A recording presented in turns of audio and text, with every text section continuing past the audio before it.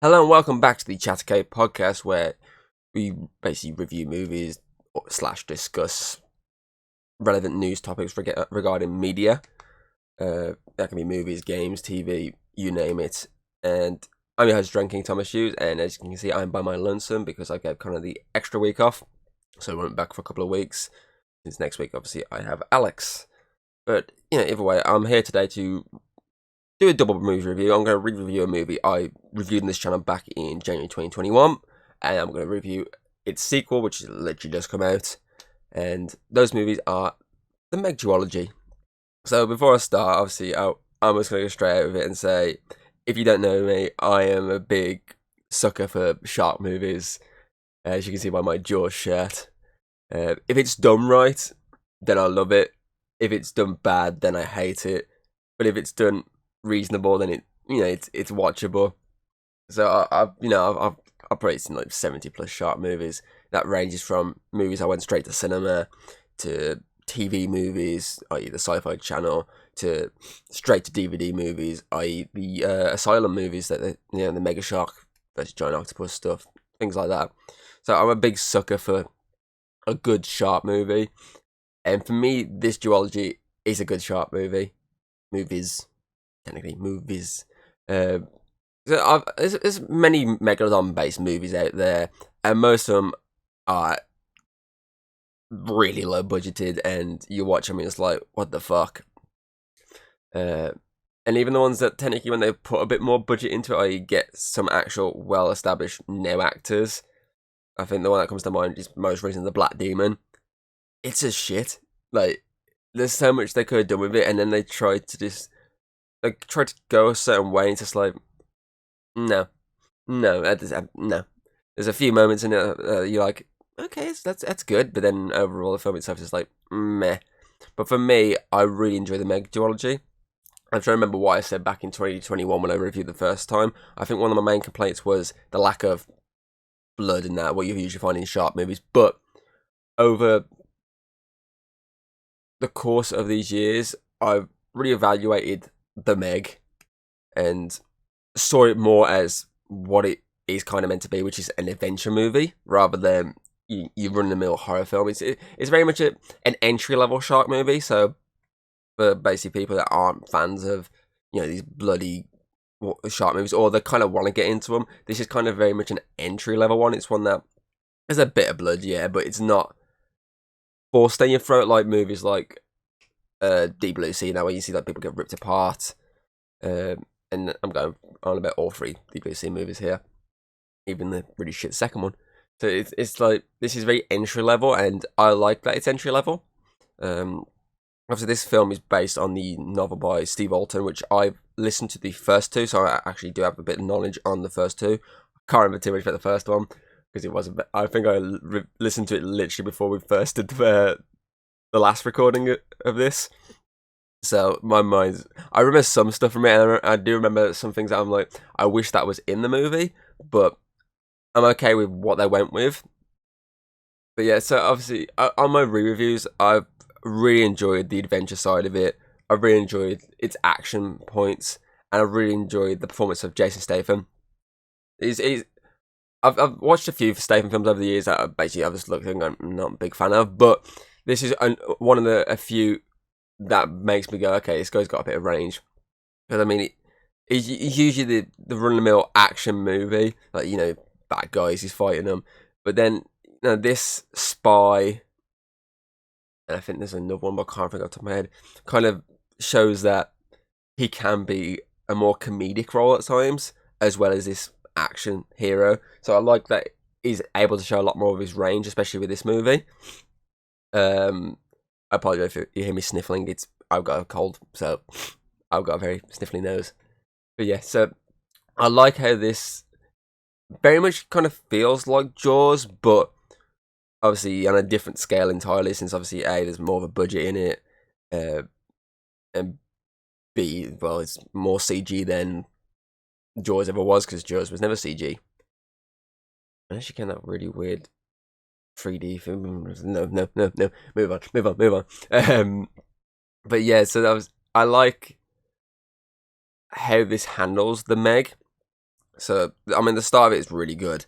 The fact that they're in the trench, and then, well, sorry, submarine was at the start. Yes, trench was straight after submarine. So the submarine bit was pretty cool, and it's very mysterious of, okay, what's happened down here, and you can't, and if you look close enough, you can actually see obviously the Meg in the explosion, so you kind of go, yeah, I can see what's caused this. It's a shark attack, which is a pretty cool start because it gives you the mystery angle. You're like, okay, what's going on here? And then when you get the trench stuff, which is a beautiful fucking mash of CG, it's like really fucking good to look at.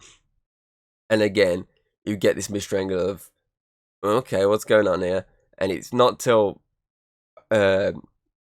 obviously Statham and I can't remember the actress's name, but obviously that the two go down, and that's when they find the Meg. And when you see, it's just like, whoa, that's like the special effects on that creature are so fucking good. Then it fucking kills the octopus. It's a squid, actually. I think it is giant squid. Yes, I believe it is because it inks. Yeah, I say squid. If it's an octopus, fuck me. But yeah, it's a really good first shot and first glimpse of this creature. And then from then on, it's like, it's pretty much non-stop. So you obviously get the sequence in the trench, they get out, you get the Meg coming back up, they have to go after it, they kill it, another one appears, and then they've got to deal with this one. As I say, it's pretty much at that point non-stop adventure. So you got your deaths constantly, which builds up then into your big final act where, you know, everyone's a meal for this thing, and it's just, it doesn't eat as many people as you think it would. Like, it gets so many, but obviously the heroes get it away, and you know, they deal with it in their own little chase sequence, which is pretty cool. But it's still a really fun final act that fully goes for its purpose, which is an action adventure with a killer shark as its antagonist. So it does its job of what it wants to be, and I am actually glad obviously it made enough money to get a sequel, because the reviews on the first one, both sides of the equation, i.e. critics and audience, were fucking abysmal. But I'm glad that it managed to survive that and make that money back to say, okay, let's warrant a sequel. I know the new one, I believe, has got a bit of a lesser budget, so that's a bit, obviously they've looked at it and gone, okay, let's lower the budget back a bit. Let's see if we can make the money back again. So I'm hoping it does, because I wouldn't mind seeing a third one. If they adapt Hell's Aquarium, I believe that's the third book. We'll see. Or do some sort of adaptation, because they kind of take pieces from the books, but then alter it for the movie sense, which is okay, to be fair, because there is some elements in both books that when I've listened to them and I'm going, yeah, I don't really want to see that in the movie, i.e. the second one. I mean, there's a massive like whole incest plot line, which is almost like, yeah, I kind of want that not in the movie. It basically would take a lot away from it. So I'm glad they do take bits from and pull them in, but then take a lot out and go, okay, let's make this our own. Let's make it an adaptation, but change a lot of it. So let's take the core concept, the most of your characters, and stick them in a new kind of story. Like, it's the same idea of the Meg comes out the trench, it's on a rampage, they got to stop it, but a lot of the locations are different, because obviously these are, I believe it's half American produced, half Chinese produced, so they've got to basically try and market it heavy for the Asian region to try and get a lot more money out of that area, which is what they do with having this set heavily in, obviously, Asia, which doesn't take away from the book. Yeah, I think there's a scene in the first book with San Francisco, which would have been fucking sick to see this. Like, it would have been really like creepy and scary and whatnot. But putting it there would make no sense, since none of this movie is set in America. So it'd be a bit weird setting this movie heavily in Asia and then going all the way to America for one scene, or the last act, or whatever they want to do. It'd be a bit weird. So it makes sense having this heavily set in the Asian area, because then the shark is just in its natural area. It's not doing a Jaws Revenge and just going in a ridiculous fucking place. and they've got all following people. That movie's making my mind just explode. It's like the fucking shark at the end of it. God damn it. But still, it takes some elements and makes it its own, which I think sometimes with adaptations, a lot of times you want them to like do an exact replica, and especially like with books, now you kind of want them to do that, and because you're not really. I feel like when they adapt like video games and like cartoons into live action, you've already seen that, so you don't mind if they do tweak some stuff, but keep a lot of the heavy focus on what they made already. But with books, you can't really visually see that unless you close your eyes and like try and imagine it. But you have to have a really good imagination to do that. So it's kind of you kind of want them to bring that book fully to life on the screen, exactly like you've read it. But as I said, I feel like some things make you go, okay, I hope they take that out, and I'm glad they have taken that out and put it away. I think the only thing that was missing in the first one is the opening with the T-Rex, which is upsetting, but they redeemed themselves by using that for the second movie, so I'm generally okay with them not using it for the first one. So it's fine, because that obviously using it for the second one heavily more, it kind of symbolises that there's going to be more than just this one fucking prehistoric creature in this movie, which is fine, because that sums up the second movie entirely. So since this one's just the Meg, and obviously a couple of aquatic life under the trench, but you don't really see, they're just there swimming past like fish and that, and then obviously the big squid scene, that's it.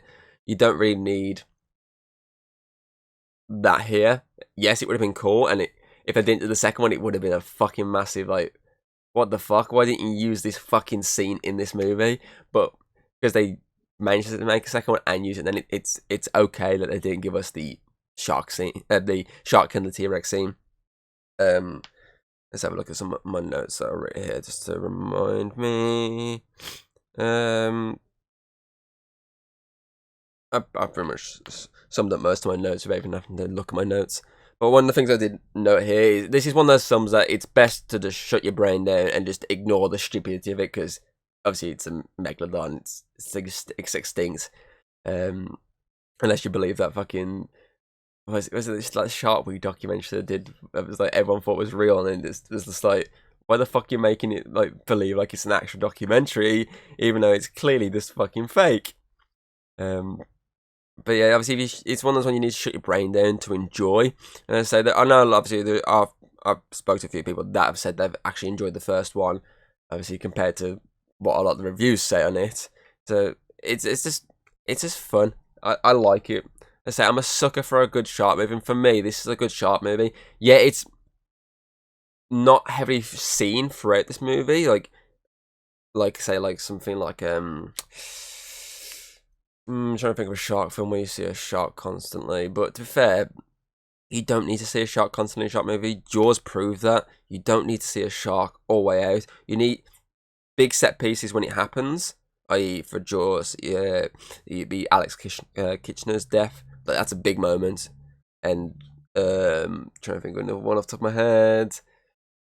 The dock scene, that was quite a big moment as well. So you need these little moments throughout to keep you going, okay, this is a shark film, remember that. So it's fine that it doesn't give you it heavily. Plus, I mean, with it being how big it is, I mean, the CG budget would have to be ridiculous. They'd have to put more money into getting this right.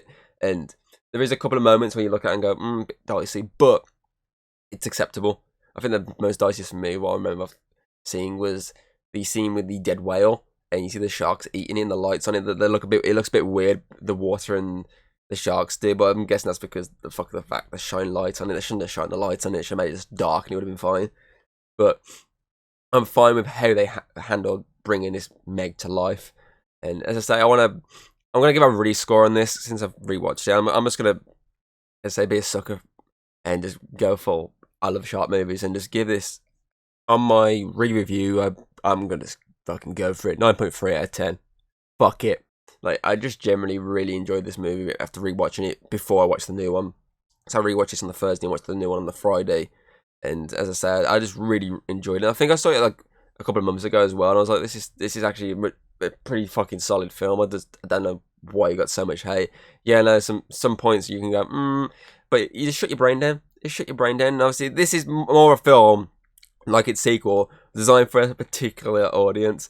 It's either going to be someone who enjoys a good action movie, someone who enjoys a good adventure movie, or someone who enjoys sharp movies. That's its core audience, realistically. Like everyone else, they're probably going to go, this is either shit or it was okay. So this is more for, especially for people that love a good shark movie. I believe it's more for them as a good adventure film as well. So yeah, or just fans of Jason Statham, or just any. If there's a particular actor or actress in the movie that you really enjoy, maybe it's more likely aimed for you. But still, I just think it's a really good movie. And then that brings me on to its sequel, which came out 5 years later. Never thought it was actually going to come out, but then it finally did. New director and new, I would say setting, but it's more of a new setting for the last act. Because Meg 2, The Trench, which obviously when the actual title comes on the screen, Meg 2 is actually really small. And then it's The Trench, the big title it's inside of. And I like the fact they put emphasis on its subtitle of The Trench, because the second book is actually just referred to as The Trench. And I managed to listen to the audiobook of that. I finished it on the day I went to watch it. So I started listening to it on the Thursday and I finished it on the Friday. I did like 2 5-hour sittings of it. And obviously there's a few things in the book that I was like, I'm glad that, I really hope that's not in this movie, and I can't see it being in the movie, and I'm glad they actually took that out of it. But it kind of does follow more or less the same idea this movie does, i.e.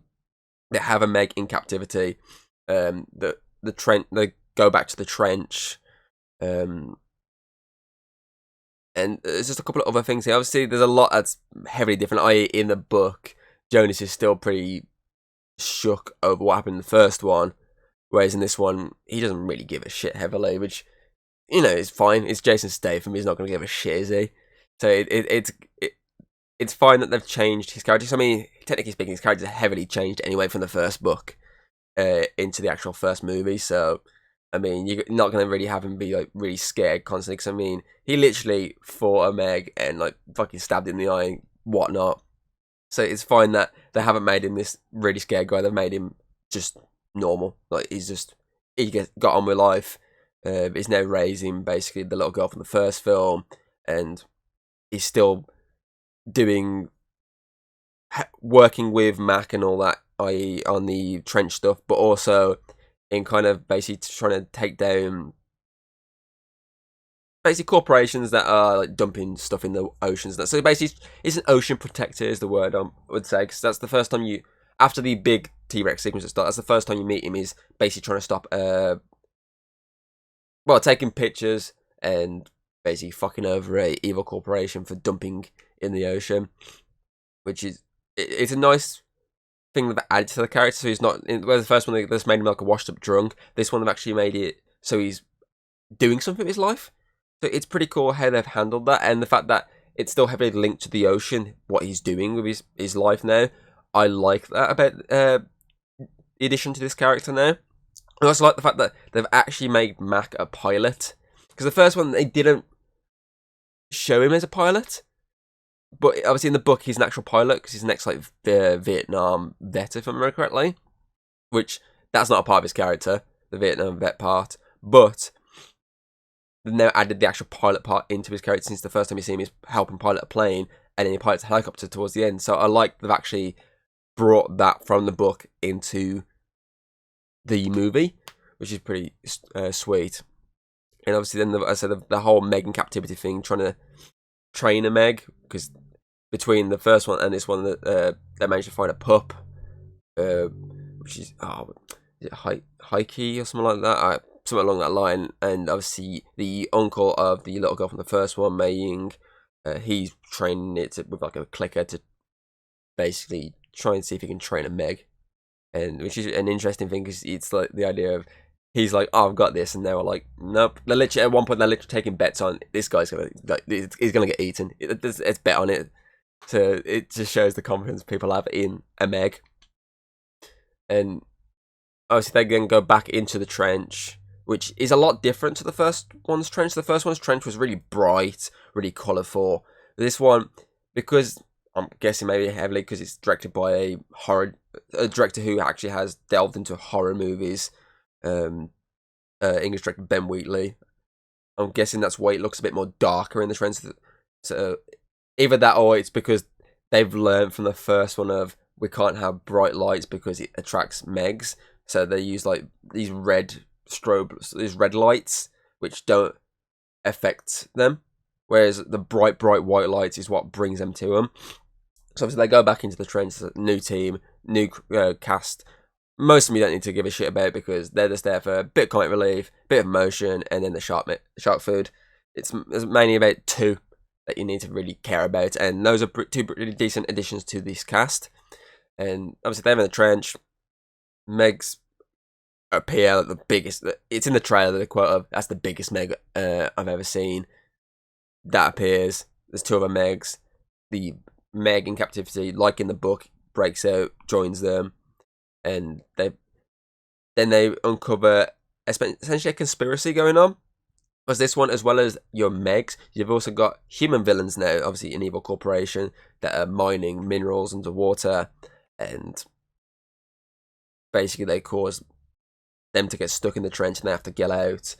There's a lot more action in this one than an adventure. Like there is a little bit of an adventure angle, but it's more of like a run-of-the-mill action movie, which makes sense with Jason Statham. But I do like the fact that it doesn't just feel like the first one. It feels like they've changed or they upgraded to this one. So it's not just not just the same movie. And I do like when movies do that, where like they kind of like delve into different genres within like their sequels. So I do like how it does that. So you can watch your first one and be like, this is a really cool adventure movie, and then you can watch your sequel and be like, this is a really cool action movie. So I do like that it's different. It's the same but different. But yeah, so obviously the fighting Megs off. The fighting these weird like sea creatures that you see at the start. That you actually see in the trailer. The ones that eat the little fucking dinosaurs. The one that the T-Rex tries to eat. They're under there. They gotta fight them off. And obviously when they get out, they've still got to deal with the human villains. But on top of that, the Megs have got out. Giant squid, giant octopus has got out. And these little creatures have also got out. So when you get to your last act, it's like it goes more crazy than the first one, which is what you want. So I know a lot of reviews I've read online, let's say that the first half is boring. I don't think it is. I don't think the first hour is boring whatsoever. There's still a lot going on for you to enjoy, but a lot point out its last act is its savior at times, and I agree that its last act is its best act because it just goes full crazy. You got these land fucking creatures, the little tiny fucking dinosaur things attacking people on the land, which is cool. You've got your giant fucking octopus fucking appearing and fucking attacking everyone. And then you've got your Megs just like devouring everyone. And I think there's a shot in the trailer, which is obviously you see in the film as well, where it's just like, it just kind of, people there swimming and it just goes numb and just all the way through. And you see it may have open, shut, and it's just eating all these people. Like the body count is definitely a lot higher on this one. Obviously, I think there's probably maybe like two sequences I'd say heavily that have blood in it. The T-Rex at the start, which as I say is in the trailer, and then this guy getting his head. No, he falls in. Yes, he falls in. I'm pretty sure you see a bit of blood then. But those are the heavy moments of blood. There's not too much in this again, but I'm okay with that. I say after re-revising and listening to some people talk about why it makes would make no sense because it's a Meg, it literally just swallow everything whole, which this shows. I'm okay with not a massive amount of blood in this movie because again, it's entry level shark movie, so it's fine. But yeah, so it goes full batshit crazy. I mean, even in one I don't think it's in the trailer. I think it's in more of a TV spot. You even the Meg versus the octopus, like that's like fucking insane. Like it's just like whoa. It literally reminds me of Meg Shark versus Giant Octopus, but with an actual budget behind it, not obviously a cheaper budget, which is really cool. And as I say, there's a lot going on in this last act. There's a lot of humour in it. There's a lot of humour throughout.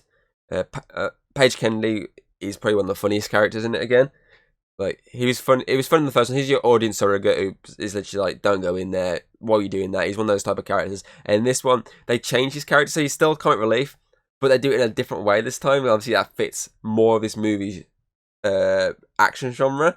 and it works so heavily. Like, he's just so fucking funny in this movie. He must have literally learned from doing the Rush Hour series. Let's do this. So yeah, he's like really good in this.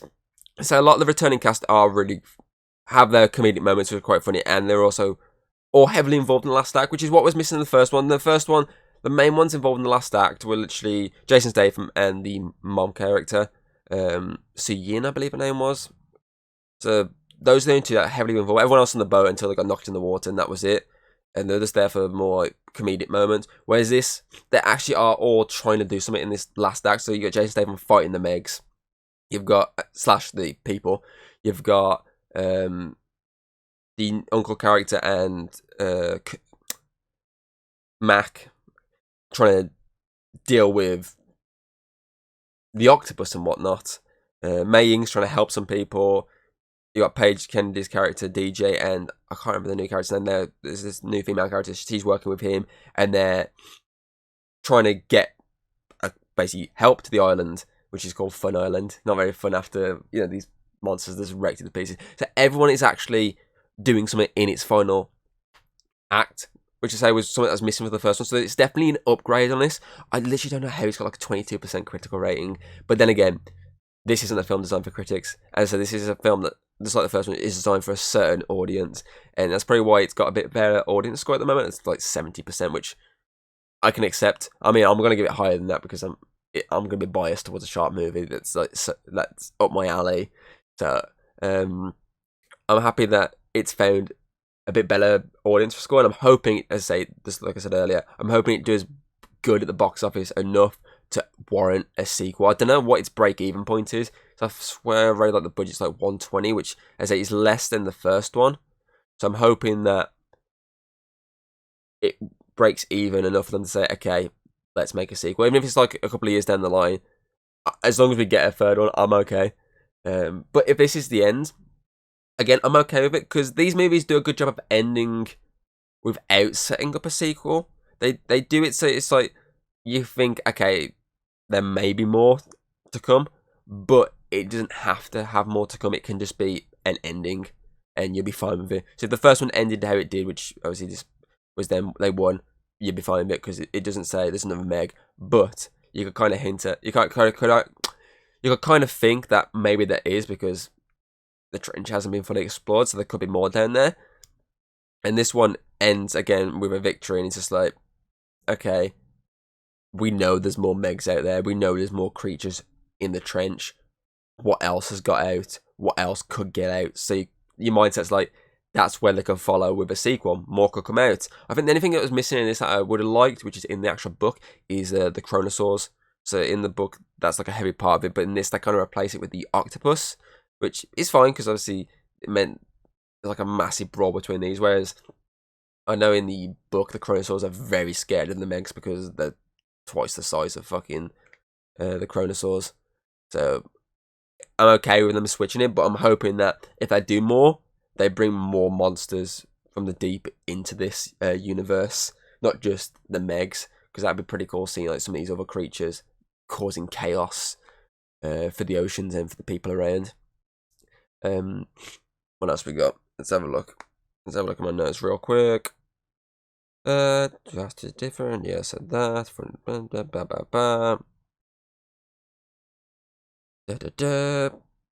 Oh, there's a Jaws 2 reference, which is pretty cool. I like that. I mean, they could have referenced Jaws 1, but it's fine that reference Jaws 2. There's a cool little nod. As I said, the opening's pretty cool. Dinosaur scene. Yeah. I understand that's probably not going to be everyone's cup of tea. I mean, that's films in general, really. Like, I know Oppenheimer's a big, obviously, it's a massive film, and I think I gave it like a 9.5. And that's a big film for a lot of people, but there's still going to be a lot of people like that don't like it. Same with, like, what I reviewed the exact same time, which is Barbie. There's going to be a lot of people like that don't like it, as well as a lot of people like that do like it. It's always just, the film is more the case of, it's your own opinion at the end of the day.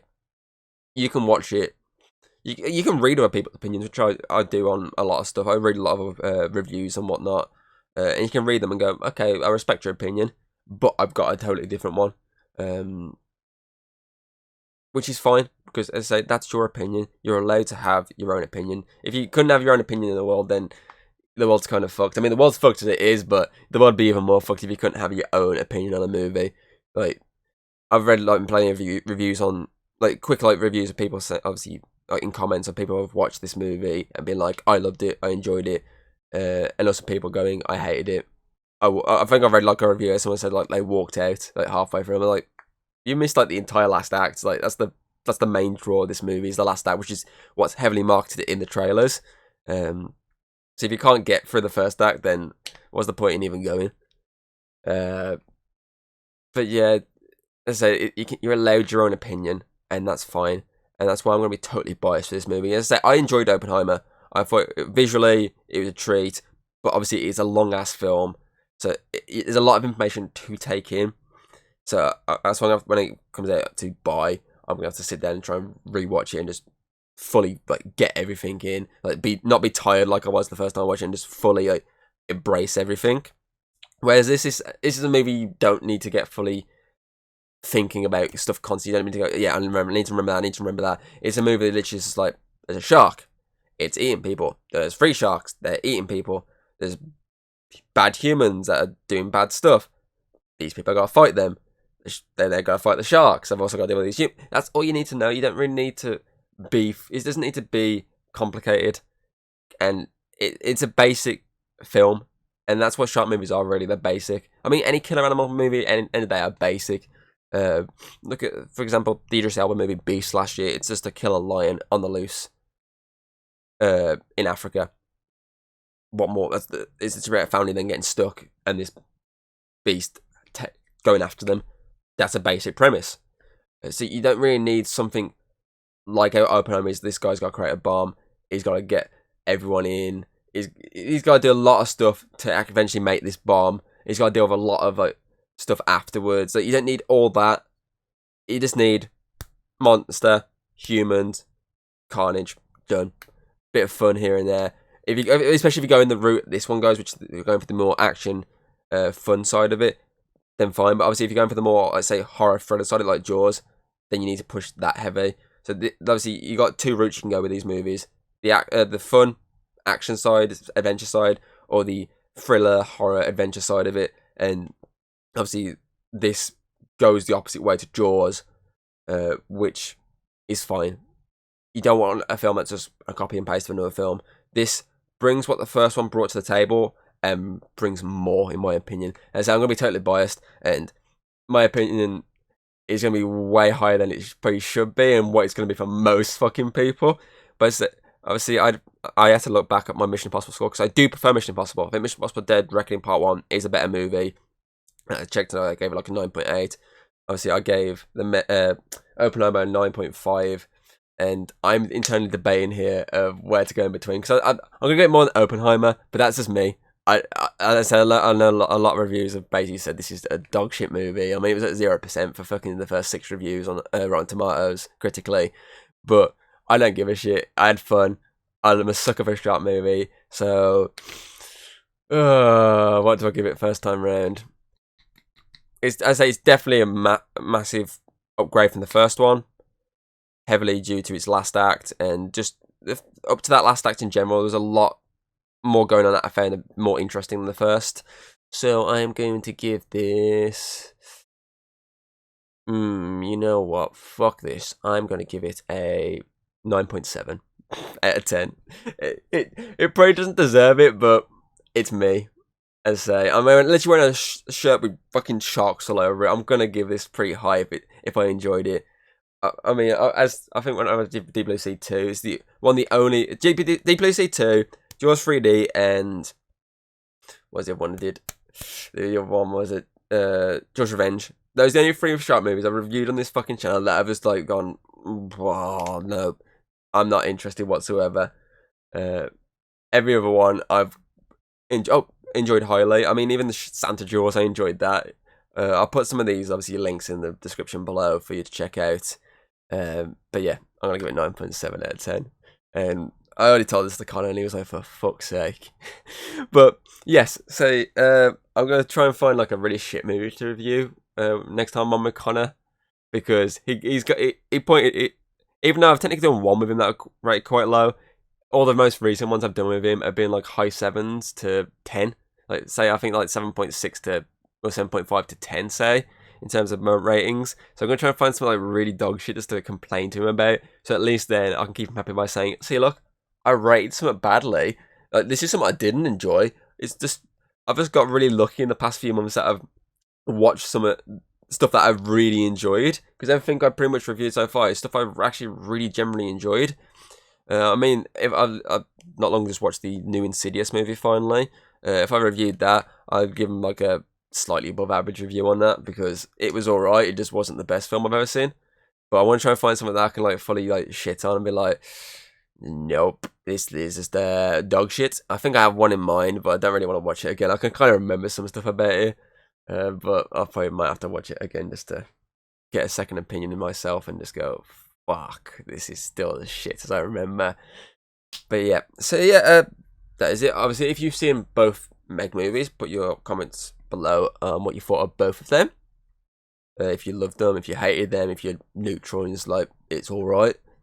And give your opinions on what you would like to see in a third movie if it gets made, because I'd be interested to see what sort of story you'd go with and what other deep sea prehistoric creatures you'd want to see brought to the screen for it. So yeah, next week I believe I'm on with Alex for the Super Mario Bros. Movie. I believe that's next week, and then Connor's back the week after. And it's just from basically now till the end of September, it's gonna be like a rotation between him and Alex, just to give Connor a break here and there, and also just since he's not heavily watching some of these reviews, it makes sense to do something with Alex, because I'll let you sit through him and watch it at the same time. So it makes sense. So yes, that'll be next week. Obviously, you can check out all the old episodes of the podcast on YouTube, as well as the audio files themselves on Spotify, Apple Podcast, Audible, etc., etc., etc., etc. As I say, I'll put the links in below for some of the old shark movie reviews I've done, including Santa Jaws, which is the last shark one I believe we did, which was me and Hayden over Christmas, which is a pretty interesting movie. And then I'll link the first Meg one, so you can sort of maybe compare my opinion then to here, as well as the Deep Blue Sea trilogy, The Shallows, and the Jaws quad. But I might just link the old Chat Cave playlist instead, because they're all in there, and you'll find them in there, and you'll scroll through them and see them there. You might even find some other reviews that we did that you might want to check out. But yes, either way, I hope you enjoyed, and I shall hopefully see you next time. Goodbye.